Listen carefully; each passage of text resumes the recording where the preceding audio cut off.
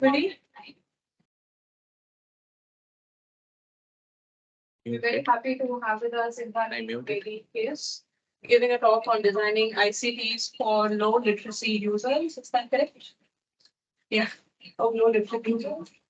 So Dr. Indrani Medhi Thies is a design and technology researcher, author.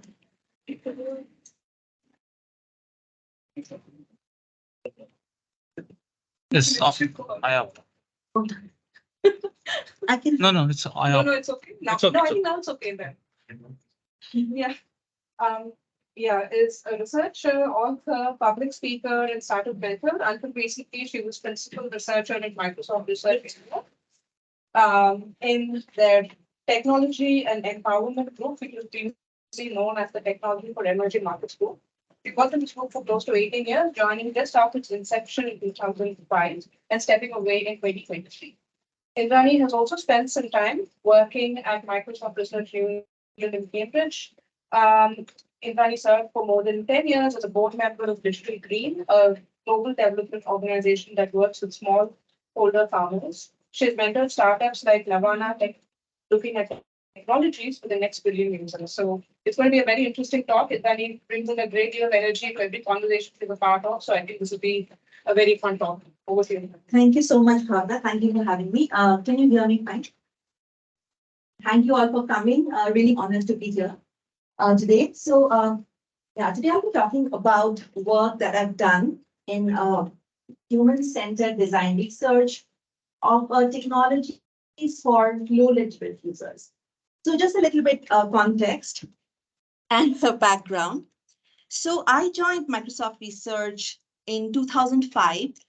Right around the time the lab was starting. And I joined the Technology for Emerging Markets Group, which is now known as the Technology and Empowerment Group. So this group is a mix of computer scientists and social scientists.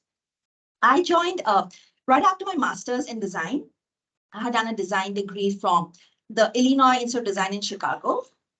And before that, I had done a bachelor's degree in architecture. So, like Bhavna mentioned, in just February this year, I stepped away from Microsoft Research after 18 years. So, very long association. So, while at Microsoft Research, I also did a PhD in interaction design from IIT Bombay. And MSR was very generous to support that. I was working full time, also doing a PhD. And I was involved in the work of Digital Green, which was a research project in the lab, which was spun out as an independent nonprofit. I was a board member for 10 years. And I also mentored Navana Tech, which is a startup. They look at smartphone applications for low literate users. And I know there's an IISc project that's working with Navana right now. It's called Respin. Professor Prashant Ghosh, I think, works with Navana. So, yeah.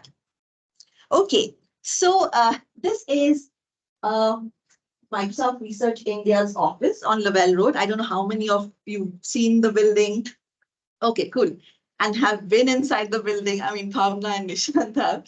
So, Lavelle Road is a very upmarket residential commercial area. So lots of high-end showrooms like Porsche, Lamborghini, high-end hotels and malls like UB City. So, but very not very far from Lavelle Road are these neighborhoods: Ragiguda, Bairasandra, Nakalbande, Sudarshan Layout. These are urban slum communities in Bangalore, which are often tucked away. You won't see them because they're not very visible. They are behind, tall apartment complexes. The housing in these buildings is usually, substandard and low cost. So amenities like water supply, sanitation might be shared and constrained. And these are inside of people's homes. People usually live in very small spaces, maybe 100 square foot for a family of 6 to 7 people. So these are inside of their homes. So like I said, I worked in the technology and empowerment group at Microsoft Research, where I used to spend a lot of time in the field, trying to get insights from the field and bring that to the lab to be able to design these interfaces. So this is a picture of me in rural Madhya Pradesh, and I was living with a farmer household. I think I mentioned to somebody, I think Ananta. So I was living in the farmer household, water supply, there was no water supply. You would have to go to the village tube well or, well, to wash your clothes, fetch water. So anyways, it's a very different environment. I spent about a week living with a farmer family and about 5 to 6 months living in the campus of this non-profit organization called Samaj Pragati Sahyog.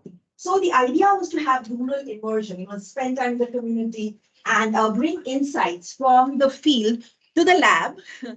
And you will recognize this person, Nishan. So anyways, work with my teammates and, bring insights and try to design interfaces from those ideas. And once we have these research prototypes, maybe low fidelity or high fidelity research prototypes, take them back to the field and try to get feedback from people on, what do they think of these interfaces? Do they like them? Can they use them? And then try to roll that feedback into the next iteration of the prototype. So if you have any questions, please feel free to stop me and then, yeah. So, all right. So the question that we ask in this research is, how do we create user interfaces such that somebody who's not been to school, is not literate, can on first interaction with a PC or a mobile phone, extract information that's relevant to his or her life with a minimal or no external assistance. So that's the research question, okay? Now, in terms of methodology, we did ethnographic interviews. I know Ananta has done interviews. So ethnographic interviews are interviews where you're trying to understand the social and cultural practices of a group of people. And you do maybe one-on-one interviews, group interviews, but you also do immersive observation. You spend time in the field, talking to people and trying to understand the broader context. So we did that. And then we did participatory design exercises where we involved the end user in the design process. So we would give them tools to, help us generate ideas for the interfaces. For example, let's say I'm working on a graphical user interface, right? So, and I want to depict health symptoms, okay? So I would give people tools to help me come up with how do I, depict this particular symptom. Let's say weakness, okay? So weakness for somebody like me is feeling dizzy and, just like not feeling well, feeling dizzy, maybe holding the head. But for somebody who does a lot of physical labor, I discovered that weakness is pain in the limbs because they do so much physical labor, right? So there are differences how in how you depict these graphics. So these participatory design exercises were super helpful to, come up with contextual designs. Okay, so it was a very iterative process. Like I said, we would go to the field and talk to people, come back to the lab, design prototypes, take them back to the field. And we also did control usability evaluations. Has anybody done that? So a control usability evaluation is where you, as a researcher, you control for a bunch of factors, and then you see how you manipulate an independent variable, and then you see how that affects the dependent variable. For example, there are two interfaces. One is a text-based interface, one is a text-free interface. So you control for conditions and see, how people might use that interface in terms of, task completion or help required or how many prompts were required and so on. Any questions so far? Okay. Over the last several years, I've spent hundreds of hours in the field talking to low literate people in rural and urban India, the Philippines, and South Africa.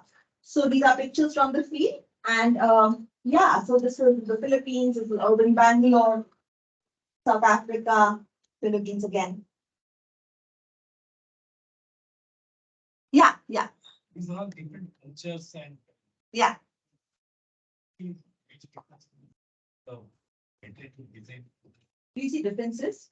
Yeah, I mean, you have to be mindful of the differences for sure. For example, what might the irrigation in India might not be the same graphic for irrigation in the Philippines. So you have to, that's a great question. You have to be able to find a balance, trying to kind of come up with designs that are generalized, but at the same time specific to certain areas. So yeah, there are. That's an answer your question.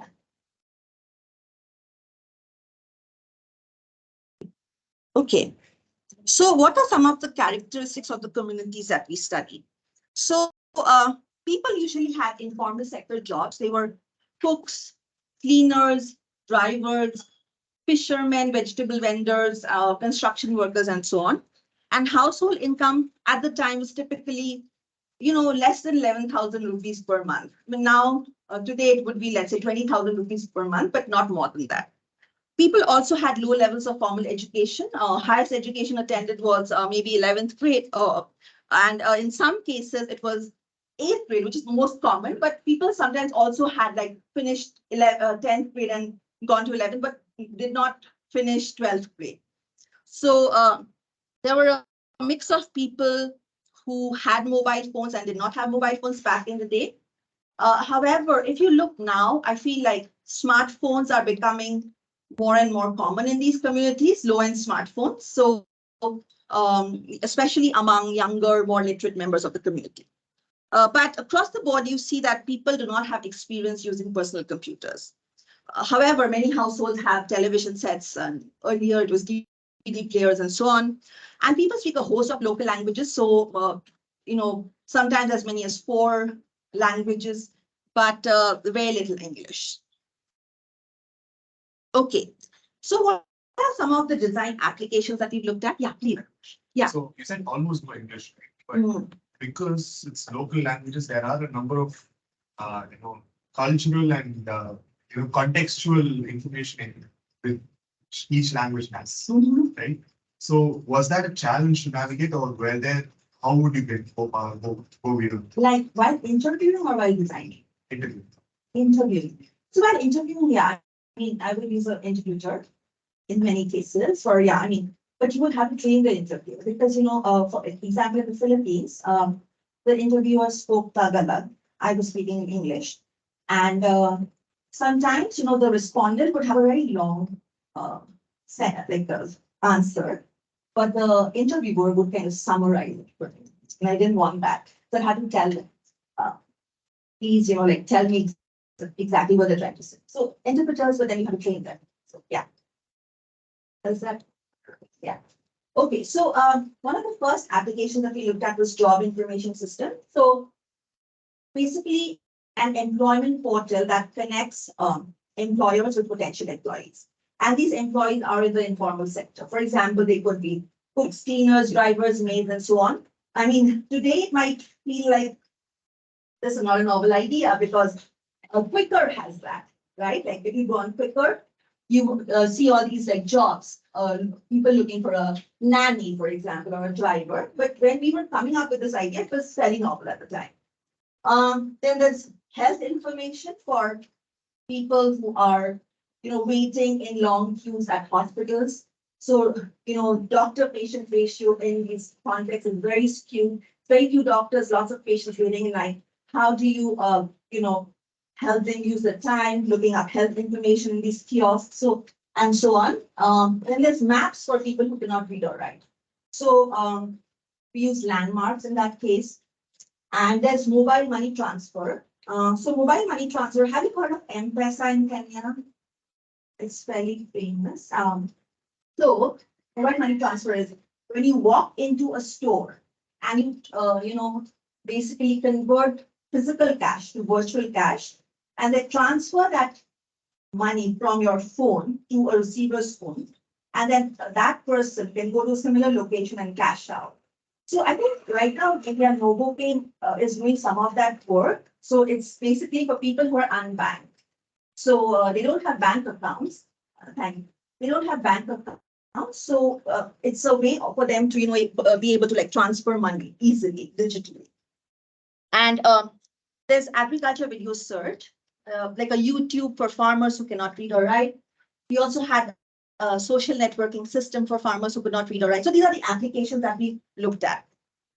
Okay, so what is the problem with low literacy? So initially when we started, we had a very kind of narrow vision of what low literacy was. We thought low literacy is the inability to read text. People who are not literate cannot read text. So how do we address the problem?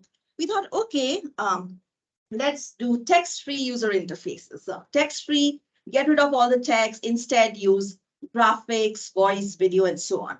So these are screenshots of some of the applications that we looked at.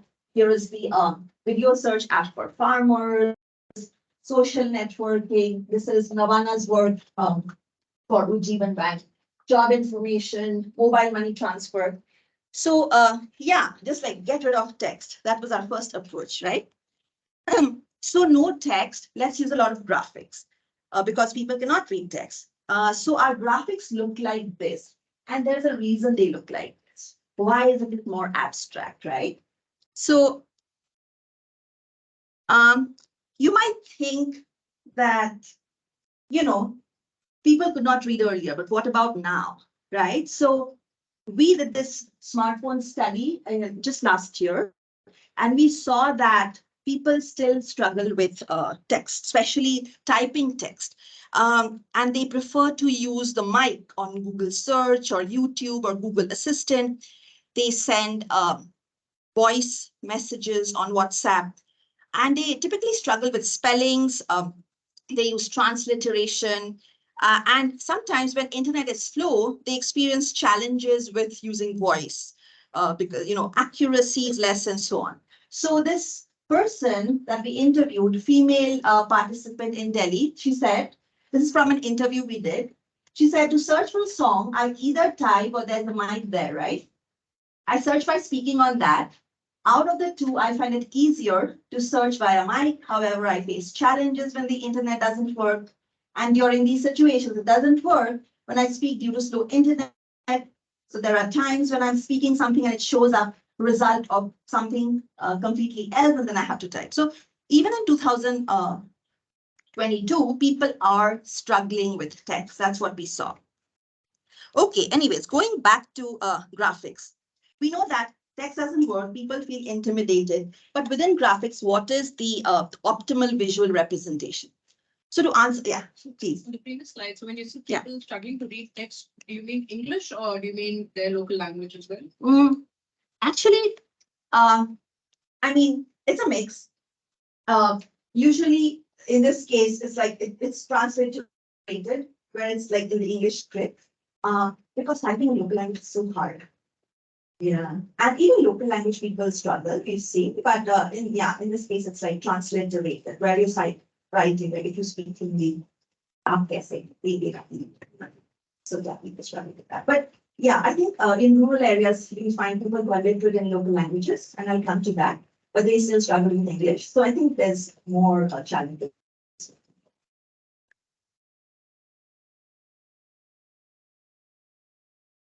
Okay, so yeah, in visual representation, right? Like what is the optimal visual representation? So as researchers, we had to do a study to answer that question. So we did a 200 people study in urban slum communities in Bangalore, where we compared 10 different representation styles. So the first is local language text. And this says, I'm not a Kannada speaker or reader. This says Bhari Jwara, if anybody writes Kannada. So Bhari Jwara means high fever. I'm just taking an example of the health information app. Like one example. Is there a spelling mistake? I see somebody. No, okay. All right. So it says Bhari Jwara, which means high fever. And it's an example from the health information app. So we have local language text compared to static hand-drawn representation for Bhari Jwara. And then we have a photograph. Then we have animation, and these are screenshots of the animation because it's a motion graphic. And then we have a video of, let's say, high fever, right? I'm just using an example. There's lots of such centers that we work with. So through this 200 people study, we realized that one of these representation styles, so this is 5 of them. We have all these 5 with and without audio output in the local language. So it's like 10 different styles, okay? So let's say this is local language text. Kannada it says Hari Jwara. There was one case where it did not have audio output, and the other case where there was a voice that said Hari Jwara. Okay. So 10 conditions, 200 people. What is it that we see in the control evaluation? What do you think was the most well understood among all these representation styles? Any guesses? Video. Okay. Hand-drawn. Have you read the paper? Okay. All right. So yeah, it turns out that hand-drawn representation was the most well understood, and surprising, right? So turns out video and animation, it's motion graphics. So there's like a context link action. For example, for fever, there's the caretaker who's dipping the cold compress in water and bringing the cloth and putting it on the forehead of the person. So sometimes that context link action was confusing to people. Turns out that static hand-drawn representation had just the right amount of information, like just the right amount of abstraction. It was not very abstract, like the Olympics graphics you see, where it's like stick figure style, like somebody throwing a javelin. It's very abstract. It's not that abstract. At the same time, it's not photorealistic like this picture, which has too much information. So it's the right level of abstraction, you can say. So surprisingly, we also had expected these to do better, but turns out this did best. So, okay. All right. Now we have graphics, and let's use graphics. But the thing is, people's understanding of those graphics really, depended on various psychological, cultural, or language biases. For example, in the job information app, right, to denote the activity of washing vessels for cleaning jobs, we had this symbol, which is like a low fidelity, symbol. And when we showed it to people, they thought of it as just pots and pans, or a room where pots and pans are kept. So with that feedback, we introduce action cues like running water, or like steam coming out of the kettle. Like, so there was some action cue which immediately fixed the problem. Like, people understood it as the activity of washing vessels. Then to denote the address of the employer, initially we had used a symbol of a slope-proof house, which in design school you are taught is the universal symbol of a house. But when we showed it to our participants in urban slum communities in Bangalore, they said, oh, this looks like a village hut, and my employer lives in tall apartment complexes. So with that feedback, we designed this icon. So, lots of subtle things that we had to look at. Also, this is like job timings for your cooking, cleaning job, 5:30 to 7 in the evening. That's how I had intended it. But some of our Muslim test participants, probably because Urdu is written from right to left, were reading it in this direction. So just like a simple arrow showing directionality fixed that problem. So lots of such subtle things that we had to keep in mind. And to your question that time about, like local context, right? Yeah, it was like super important. Like, how do you balance a design, like, so that lots of people can understand at the same time, it's local enough. So it was always a struggle. Like, even the broomstick looks different across, context. So yeah, something that we had to think about. And I don't think we have good answers still. And if you go very abstract, people don't understand those graphics. So yeah. Yeah, Nisha. How much, speaking of voice, and you have removed a lot of these, this graphics should have been like taken away. Yeah. Speaking voice helps. Yes, it does help. But just the speaking voice itself, the thing is, sometimes people are not paying attention. And one thing that I'm glad you brought it up now, this thing like attention to detail, right? Like attention to instructions. It also comes from like having attended school. We've seen that, like, the fact that you're listening to me today, because we have years of training of like attending school and listening to instructions and so on. But if you're not literate, even there's difference, like we did studies where we saw that there were differences in how people could take instructions, or like sit and like take a test, because test taking, listening to detailed instructions, attention to detail in general, all kind of like go back to years of formal education. So, I mean, to answer your question, it's, yeah, maybe they were not paying attention, it's too loud, things like that. So I think this combination really helps.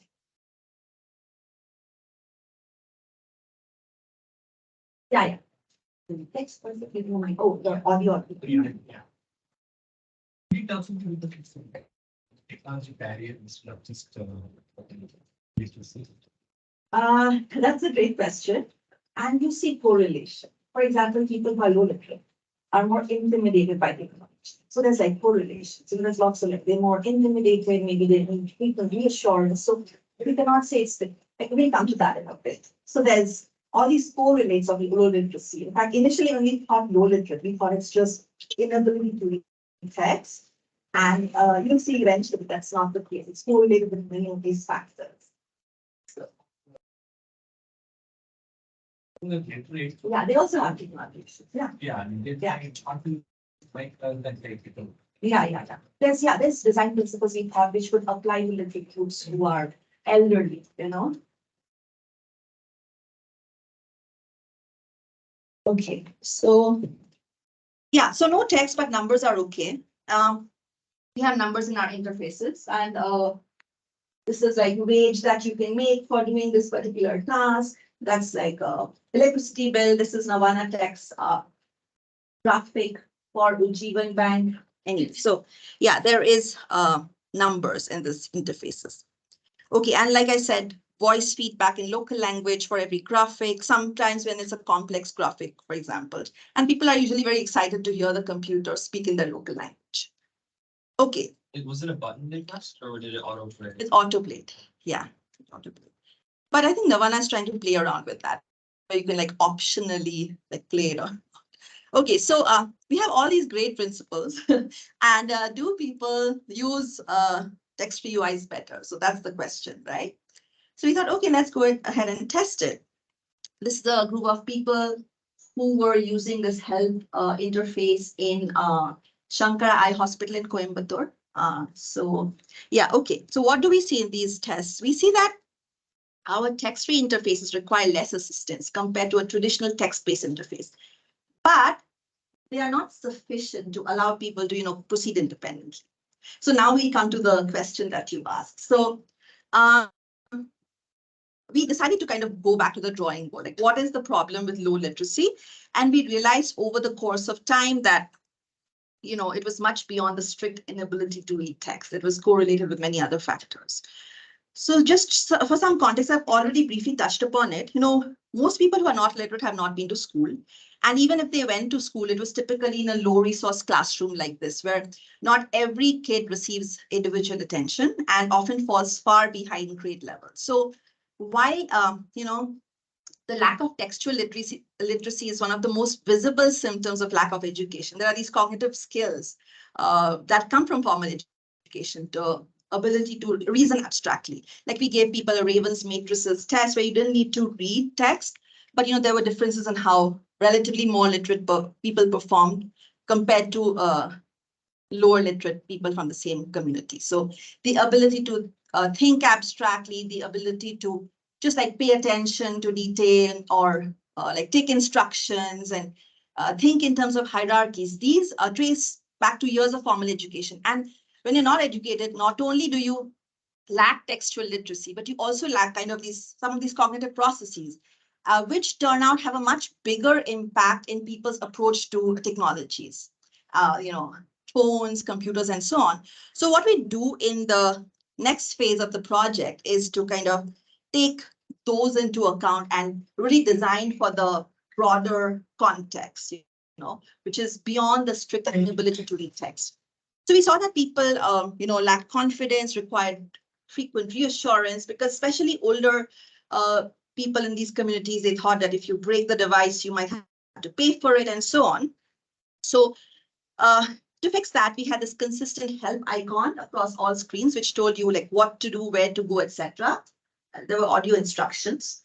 And Navana Tech is actually currently implementing that. You can go on their website and see they have this product called Zaban, which is a voice guidance tool that enables apps to have voice annotations in any language. So, for example, this icon will says, like if you read Hindi, it says, "Apna password yahan darj kare." Please register your password here, or like enter your password here. So, and that's like human-like voice. Okay, so yeah, I mean, there's intimidation caused by technology. Like people were sometimes even scared to touch the device. They're like, what if I press, something happens and like if some other screen turns up, they don't know what to do. So we thought, okay, touching is scary. How do we fix that? So we tried playing around with local language speech input. And, now, like in today's time, like in 2020,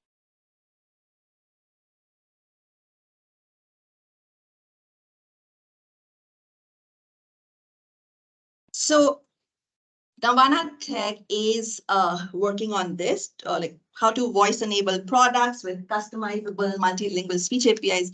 And this is across 11 Indian languages. And in fact, IISc, they're working in collaboration with IISc. This is through the Gates Foundation. It's called the RESPIN project. Does anybody know about it? So this is Professor Prashant Ghosh, I think. So Navana is implementing this. They're collecting hours of data across these different languages. And I've done some of this work in one of our projects. You have to collect so much data to be able to train these systems. For example, you have to collect like thousands of hours of data. People just say makka, makka, makka in like male users, female users, different like context and say different things. So lots of data is required to train these systems. So that's what they're working on right now. Please, I think there's articles about it, or you can like talk to the RESPIN people.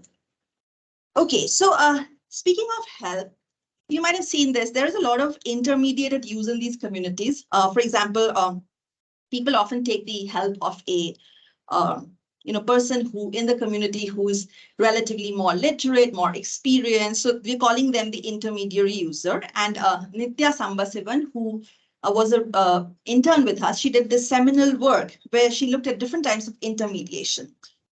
So in some cases, she saw that the beneficiary user might not even come into direct contact with the technology, right? Like if you're looking up some information for somebody and they don't even see the computer or the phone.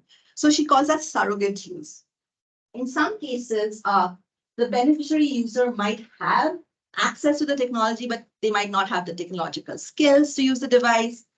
And in still other cases, you might have access to a technology. You might have some technological skills, but require translation. So she talks about these different kinds of intermediate use and how those have implications for design. Like how do you manage privacy between like these two sets of people? Also, when the intermediary user kind of walks away with the technology, how do you enable availability for the beneficial user?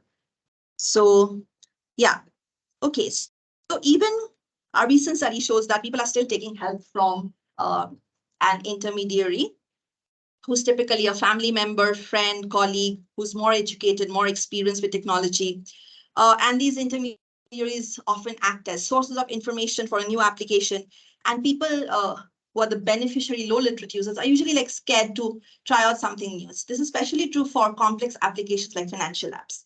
Like if it's an entertainment app, they're still willing to experiment because what could like possibly go wrong so much. But if it's a financial app, people are very careful with their money. They don't know, like if I press something wrong, the money will just disappear. So there's a lot of there's a lot of like, people are scared, and so intermediation is required. And people get stuck, they ask for help from a helper. So this person that we interviewed in Delhi, he said that my sir had set up the entire phone for me. I didn't know how to use a smartphone at that time, as I'd never used it before. I used the feature phone at that time. Bhai Saab did everything and gave it to me. I did not do anything, but Bhai Saab knows all the passwords. I did not hide anything from him. He's the only one who knows everything. So yeah, it's people who kind of like ask for help, right? It's still true in like 2023. And a lot of the struggle happens during email ID creation. Most people do not know how to set up an email or an account. Some people know that there is an email ID and it exists, but they don't remember it. And they get their email IDs made by these intermediary users. For some of the applications, you can use your phone number, but for applications where you need an email, people often get stuck. So this person, young female participant in Rajasthan, said, I cannot remember my email ID now. My account on Google and other apps were created by my brother-in-law. This other person, male participant in Delhi, said, I did not create my email ID myself. I got it made from somebody else. I do not remember the ID as such. I'll have to find it. It is noted in my phone. So cases where email is required, it's like more complex. There's, greater challenges in using. Okay, any questions so far? Okay, so one thing that we saw was there was also lack of awareness as to what a PC or a mobile phone could deliver. Like people did not understand, especially earlier on, like about how information that's relevant to his their life could be contained in this like black box computer, right? So we thought, okay, let's do a instructional demo of how to use this app. And this video is an over-the-shoulder shot of this person using the job information app. It tells you what to do, where to go, etc., like different instructions. And we showed it to people. We did our usability tests. We said, okay, here is a video, look at it, how to use the app, and then like come use the app. So people, when in our usability studies, we saw that people kind of understood what was going on in the video, but they did not understand like how that would apply and how's that useful to them. And so they did not get the broader context and why it would be useful and so on. So went back to the lab, and those days I was spending a lot of time in the community. So went back to the lab and like thought through the problem, like what do we do? What do we do to like sidestep this issue? So it turns out those days, these women were they have very hard lives. They do a lot of physical labor, but at the end of the day, they used to love watching TV serials. And the next day, if they gathered together, they would like discuss TV serial stories. Okay, so and they would share that with me as well. So we thought, why not use that idea? Like instead of just having an instructional demo, just standalone, let's wrap it with a story, with a narrative. So we did that, and we called this full context video. So full context video is basically a instructional demo wrapped in a story. So in the case of the job information app, right? The story is like this. There's middle class employers looking for a helper. They cannot find one. Like they're like really worried. What do they do? So they insert their requirements to their home computer. On the other side, there is this helper, from a slum community. She is looking for jobs, that she cannot find anything. She's really helpless.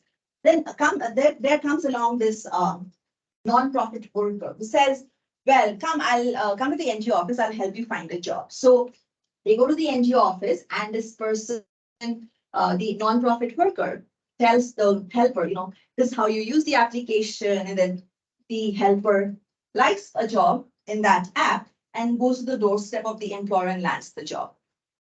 So this is a video where, anyway, so I took the help of my colleagues and Nishant would recognize some of these people who acted in these videos. But the idea was to have a narrative around the instructional demo. So we went back to the users and showed it to them. We said, okay, look at this video, and now please use the app. And it turns out that something switched for them. They immediately kind of understood how this app was going to be useful to them. They could relate to the helper in the video. They thought, okay, if this person can get a job, so can I. So it put things into perspective. So the full context video really helped. Okay, any questions so far?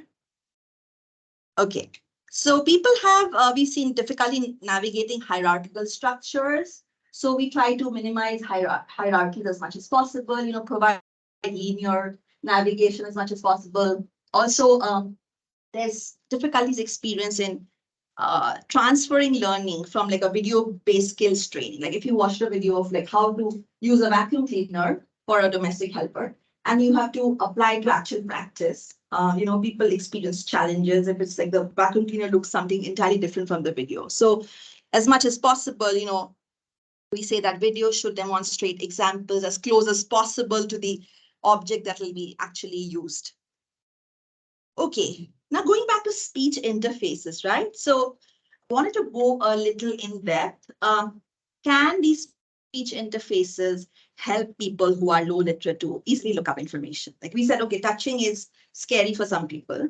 So can speech work? So we explored this question via Video Kitty, which was a multimodal video search app for agriculture videos. We had used these other principles that we established with static hand-on representation with voice output, in the local language, no text, numbers are there, consistent help icon. And this time, in addition, we have like local language speech input. So we did this study with 20 users in rural Madhya Pradesh. And what do we see? Okay, so we saw that the speech interface was not able to help low literate participants from these communities as much as they helped the more literate participants. So 2x the attempts were rejected for people who were relatively less literate. People did not know like when to start speaking, okay? And they would sometimes say extra words. And this was a system which was not designed for unstructured speech. It was like you had to say things as is. And there were also issues with vocabulary and terminology. We were working with agriculture experts, and they gave us very Sanskritized terms. For example, for something like chemical weedicide application. In Hindi, it was a very Sanskritized term. It was rasayanik tarike se kharpatwar niyantran, which is like, if anyway, I see people smiling. Yeah, it's very complex Hindi, and you have to say it as is. So if you say a few extra words or drop the word, the system will not work, right? We saw that local language speech worked best when the input was usually a short familiar word like makka, which means maize, or tomato, which means tomato. But it was long, people would kind of drop words, say extra things, and the system would break down. We also saw differences in gender and how women use these interfaces. Women typically in these rural contexts were shy. When we were testing the speech interface, they would not speak up. They would be like very like low hush voice, because it wasn't polite to women to be loud. And maybe the father-in-law, the brother-in-law was in the next room, so the system wouldn't recognize it. So women were preferring touch. So lots of such like gender, cultural aspects that we also discovered. Okay. So to go back to your question, initially when we thought of low literacy, when we started out, we thought, okay, it's the inability to read text. But over the course of our work, we realized that it is correlated with so many things that we have to take into account, the ability for understanding hierarchies or need for consistent reassurance and intimidation and so on. All right. Yeah, before I move on to the next section, how much time do we have? We have some time. Can we go over a little bit? That's fine. Okay. So any questions so far?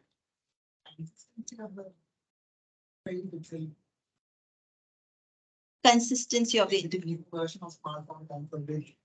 Flatter and flatter. You have to do navigation, but also You have to figure out, yeah. So how to figure out what is the best design?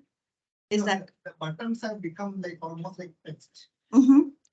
Yeah. So and this change in UI itself, like even in ATM, there is the options keep on Changing. changing. Mhm. How that affects. How that affects people. I think it would be very interesting to do a longitudinal study. Like, for example, a lot of these like studies, like you design something, you go to the field and you see how people are using. So maybe if you do a long-term study to figure out like how learning happens over time, that might be useful. We've done some of that. Yeah, like, if things are changing and how people are learning things over a period of time, those are very difficult studies to do. Does that answer your question? Like, it's a long-term study where you can figure out, Consistent use of like let's say the clickable, the affordances of the Yeah. action. Yeah. Earlier the buttons used to be look like almost like Buttons. 3D. Yeah. But now it has become flat. Flat. You see, that's more challenging. So not only that, it has become flat is an issue. Yeah. But keeps on changing. The style of AI keeps on changing and So it's even more challenging for people. Like they have to learn. so yeah, there are like the other one becomes almost like a reflex. If you have like you identify the button between fraction of a second. Yeah. You have to actually consciously look for it. Right. So, are you suggesting that it's become more challenging or things change more often? Yeah, that is definitely a challenge, and that's why I think, yeah, learnability is something that we want to look. We always wanted to look at, how does learning happen? But to understand that, you have to like go to the field and set these systems and do like long-term studies over a year. It's very hard because of lots of issues. Things break in the field. Like, for example, we set up these phones in Mysore, 10 phones that we gave to agriculture extension workers. And yeah, I mean, things would break and you have to go and fix it yourself. So there's like logistically reasons why you cannot do that. But it would be great if we could see like a year-long study or 2 years and things are changing, like how do people adapt? So that's something that I'm interested in, but I don't have a good answer to that. Is there a common iconography for all of this? Great question. I don't think so. I mean, the thing is, there is like, let's say I want to go back to my previous example, like for Olympics, right? When you have like, what is the game that's being played, right? Polo or archery, or fencing or, running. You have these very standard abstract, like stick figure style things that you also see on restroom doors. There's a universal standard there. But if you show that to people who are low literate, it's too abstract for them. Those figures that we have on restroom doors or like stick figures, basically. That's ideally you might want to have, for the purpose of generalization, you might want to have very like abstract graphics, but it's not as easy that.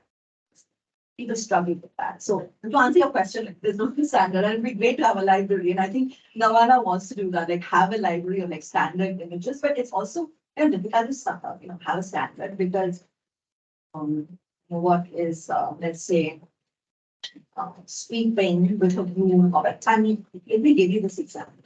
There's a health hack which we were trying to test in rural stuff, and the people, this is a tribal community. People said, "Oh, these women look like much lighter than us," so they could not, lighter skin, so they could not relate as much. So there's also these like aspects that you have to keep in mind. So how do you like have a standard that can also be adapted to the local context? It's this stuff. There's no good answer to that.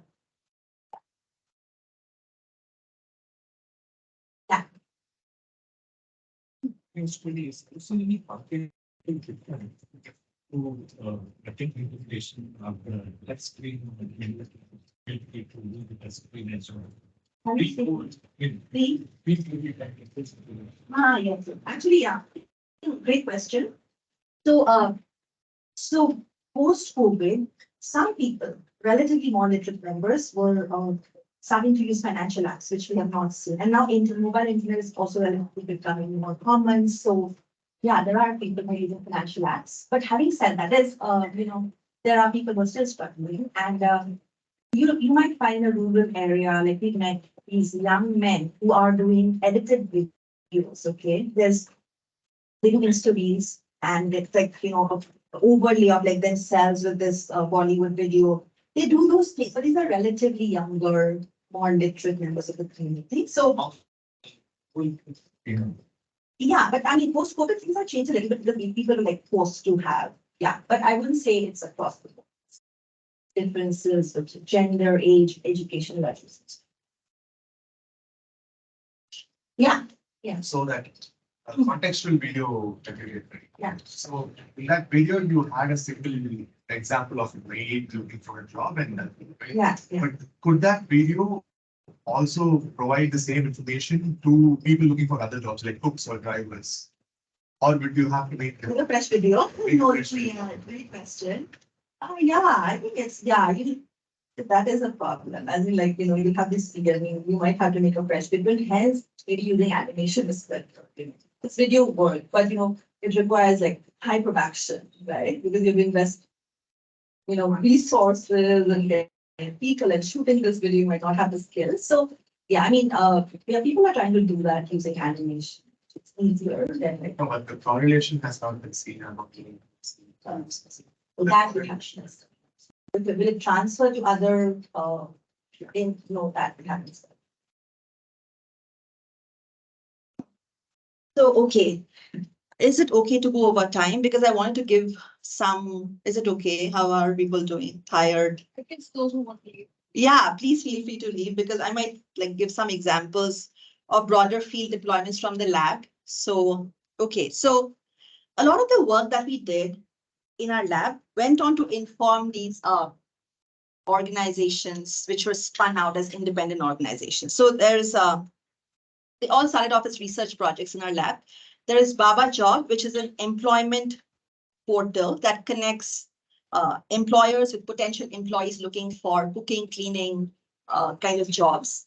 And in Baba Job, we realized that it was not just enough to put a technology in an employment portal. You really had to design for informal social networks and trusted intermediary relationships and take into account people's literacy levels. So that was a learning. So it was acquired by Quicker in 2017. You can look it up. There's the little green that I've been talking about. That also started as a research project, which is now an independent nonprofit that works with more than 2 million farmers across the world. So Digital Green does a dissemination of targeted agricultural information to small and marginal farmers using digital video. So there is a video of a farmer doing a best practice in agriculture that's shown by this village mediator. So instead of an agriculture expert, it's a village mediator. So it's easier for the audience farmers. It's a group of like 15 farmers sitting together. So it's easier for the farmers to kind of relate to the village mediator and also relate to the person in the video, which is a local farmer. It's like, I think they used to call it American Idol for farmers. So it's a local person. And I guess in the Indian context, it would be Indian Idol for farmers. So it's like people used to aspire to feature in these videos. So these are local farmers. So every few minutes, people, the videos pause and there's question answer. So it's better dissemination as compared to an agriculture expert going to the field and telling people this is what you should do. Okay, then there is Everwell. Everwell also started as a research project. They do medication adherence and patient management. So one of their key offerings was this project called 99 Dots. So 99 Dots, in 99 Dots, when you dispense a pill, right, there is a unique number in the blister pack. And when you give a missed call to that number, the software starts tracking your adherence to medication, let's say in tuberculosis. And if you've not been taking your medicines regularly, the software figures out and then you get a call from a government health worker. So in addition to 99 Dots, they are also currently managing Government of India's tuberculosis platform. It's called Nikshay. So it's a platform to help people through their tuberculosis journey. There's 40 million patients overall on Nikshay. That's managed by Everwell, which started off as a research project in our team. Okay. So this kind of interplay between lab and field experience has been very central to us at MSR India. So sometime back, we started an incubator of sorts. It's called the Microsoft Societal Impact through Cloud and AI Center. So this is a bunch of collaborations with different organizations in the space of education, urban sensing, mental health, public service awareness campaigns, financial inclusion, and so on. So I'm not personally involved in these projects, but if you're interested, maybe you can drop me an email. I can try to put you in touch with people leading these efforts.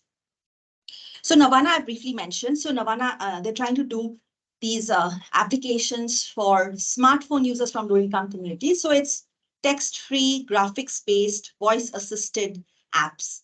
And they have they're working in the domains of AI-powered anthropometry for newborn and child health. There is an early pest warning system for farmers, financial inclusion, and so on. So I mentored Navana especially when they were starting out. And then there's Project Karya. Project Karya is also, was close to Sky. Now it is an independent organization. Here we explored paid crowdsourcing in low resource settings. So the users here are rural users who are relatively new to digital devices and educated primarily in the local language. So like I was mentioning, so we built an Android application to test the accuracy with which they were digitizing handwritten text. Okay, like this. So this is based on the real world need to digitize handwritten government documents. So we we built this Android app, and results from a 2-week study show that people achieve 96.7% accuracy in digitizing this handwritten text. And a platform that employs these people performs comparably to a professional transcription firm. And people are also very enthusiastic about using the Karya because they are able to make money from it. So much so that we had to impose restrictions on overuse, because some people in these villages were foregoing lunch or like not sleeping at night to be able to do tasks on Karya because they also make money doing this stuff. So it's paid crowdsourcing and low resource context. And the task is digitization of handwritten text. Okay, so I just want to close with some common themes. So I would say that, when you're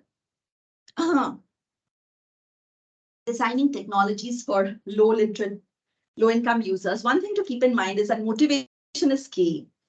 Like if people have the right motivation to use your application, they can do lots of things. And we see that motivation can also help people overcome usability challenges. So this is a study where we looked at consumption patterns of entertainment media. Okay, so this was before things like Reliance Jio mobile internet became popular. This is like an offline scenario. These people would walk into a mobile phone store, and this is some years back. So for 200 rupees, they would get 1 gig of data, and the data would consist of Bollywood videos, songs, funny clips, and so on. And we saw that using 19 complex steps, they would do a Bluetooth transfer of that video to a friend's phone. And keep in mind, making a phone call is like 2 steps. If you use a phone book, maybe, and then 3 steps if you do it from scratch. But here people are doing 19 complex steps to be able to transfer these like funny clips, Bollywood songs to a friend's phone. This is all offline, right? So we plotted the sharing network, and so this was a mix of people who were users, shop owners, and content distributors. And only the yellow nodes are people who have mobile internet. Internet. This is before internet became popular in these communities. So this is largely offline, but yeah, very complex. Things people are doing because they have the motivation to use this app. And one thing to note, however, is that people in this study, and we found they were like relatively younger, little more literate members of these communities. So you see like young boys, doing this. So fewer women, fewer older people. Okay. Another thing to keep in mind is that when you're evaluating, if you design something, evaluating it in the field, sometimes people will tell you that they like your design, even if they don't, because they don't want to be rude to you. Okay, you see this? It's called participant response bias in HCI. And we studied this systematically. We gave people 2 identical videos on 2 identical phones. And we told them, these are like same videos on 2 same handsets. We said we were working on the image quality of one of those videos. Okay. And through 450 interviews in urban Bangalore, we saw that respondents were 2.5 times more likely to prefer the video, which they thought we had worked on, even though the alternative was identical. And when the interviewer is a foreign researcher requiring a translator, the bias towards that interviewer's artifact increases to 5x. And guess what? These 450 interviews, initially we started off with auto drivers. We were asking them, and people, they're like, which one do you prefer? They say, oh, this one. Why? And they say, oh, this enhances my mood. They would come up with some explanation, okay? But we also thought, okay, let's change the demographic. We did IISc students. And it was the same thing we observed. People prefer the interviewer's video, but the explanation was a little more technical. They would be like, I think the image compression is different here. But so there's clear bias towards the interviewer's artifact. So how do you get around that? So in addition to asking people, what do you think and will you use it? you want to have usability studies where you give like a task to people, like, use this app to, find a job or withdraw money and see how much assistance they require or what task completion is there. So we want to do control usability tasks in addition to do like these kind of evaluations. All right. So, okay, last slide. Yeah, when you're creating technologies for social impact, I think when you're designing for people like yourself, I think you can have good intuitions, but when you're designing for people who are different from you, who have different constraints and challenges than you, I think it's very important in my personal experience to go spend time in the field, just do immersion, to be able to have, good intuition or develop that intuition. And also very important to kind of be ruthlessly empirical in testing these interfaces or interventions that you design. Always I would try to keep the user at the center of the design process, try to have participatory exercises, be iterative, design and then go back to the field and evaluate. And beware of participant response bias, because especially in contexts like South Asia, people don't want to be rude and they'll say nice things about your intervention and they might actually not use it. We've seen that happen. Like, when you go back one day, they're like, oh, it's in the cupboard because they don't use it anymore. But at the time they said that they would. So yeah, thank you so much for your attention. And I know it's like, I'm over time, but happy to take questions. Thank you.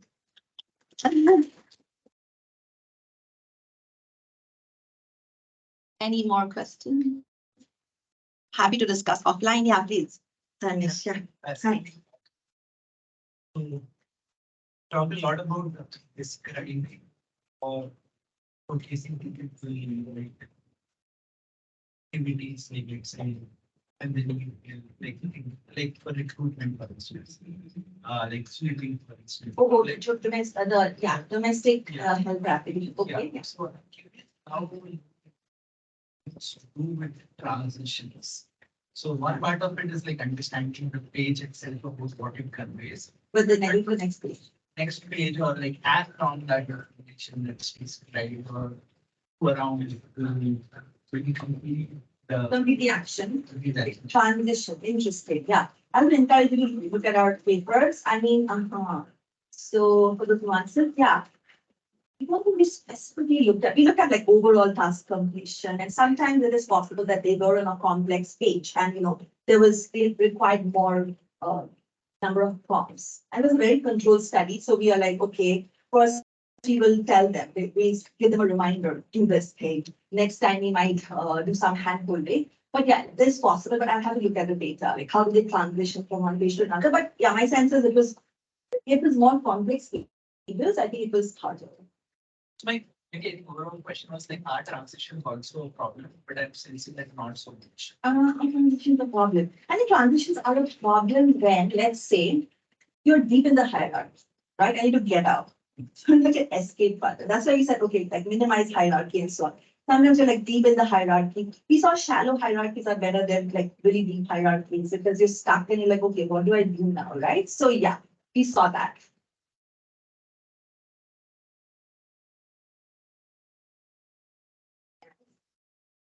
Yeah, Peter. So interesting. Thank you.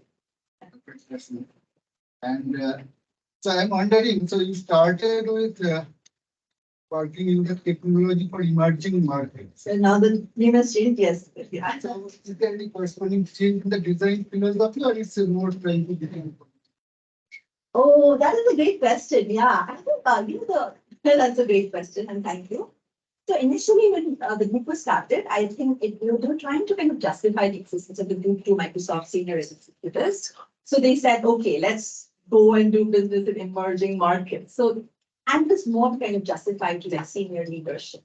But over time, we realized that, yeah, I mean, it's not about emerging. These are not emerging markets. It's like, how do we empower people? So yeah, it's maybe it's a change in philosophy. I think we always within our group, I think we had issues with emerging markets, the term, but it was we needed that to justify to senior leadership in Microsoft because a lot of these projects, like they don't actually make business sense to Microsoft because it's not a big market. Like, people might not pay so much, and sometimes you have to have a intermediary, like a partner organization who pay for it, right? So, but yeah, it's mostly from a business sense. But now particularly with this digitalization of agriculture, it's also becoming a big marketplace, even for small marginal farmers. Yeah. So that Um, something that yeah. So yeah, I mean, yes, there are these projects, we cannot get foundation Yes, sir. largely with all these right? emerging markets. Yeah. But we wanted to shift from that because within the group, this internally we felt like, we didn't want to call it emerging markets, but we wanted to maintain the acronym because like it's like very recognized. And so we said, so that's why we thought like technology and empowerment. So that's the indirect story. We just mentioned about privacy, that how central is privacy or qualities in your designs? Because there are serious privacy concerns in particular with such. Right. Yeah, so with respect to privacy, sometimes we saw that people were sharing passwords, right? Like in this financial app, like, you go to a store and the shopkeeper knows your password because, like, you trust them and you live in the community for so many years. So it's like somebody in your family, right? Having said that, so companies like Echo, they tried working with this. For example, they have these small booklets where there's this one time password written. So you use the password and then you like throw it out. It's like a low-tech solution to a high-tech problem. So it's like a one-time use password, which is like strip off once you use it. So like there's low-tech solutions people have thought about. But yeah, I think privacy concerns are definitely not as much as you've seen in a Western context. So yeah, it's much more collaboration. And in fact, people are happy collaborating. And most technology is designed for a very individual use scenario like in the West. And we saw that when people are in a team, they're more like confident, suggesting ideas to one another. And we saw that even with this older group of users in Coimbatore, the hospital, like older users, they're like suggesting things to each other. So yeah, it's something that we want to explore. We have done a bit of that, but like collaborative use. I would think that privacy by design kind of concepts that factor is also included in Yes. design. It has been. Well, we thought about it, maybe not as much as like we would like to. So yeah, it's something that needs to be explored. For sure. Yeah. Thank you. Thanks. Any other questions? Okay, thank you all. Thank you so much, Indrani, for that lovely talk. Thank you so much for your attention. Sorry to go over time. No, it's good. Very happy, please stay at home. Yeah, thank you for staying.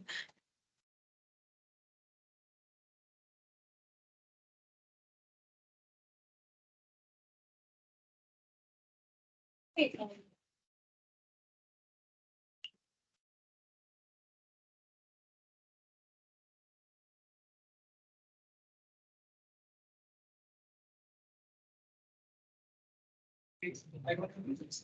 Hi. My name is Vishwesh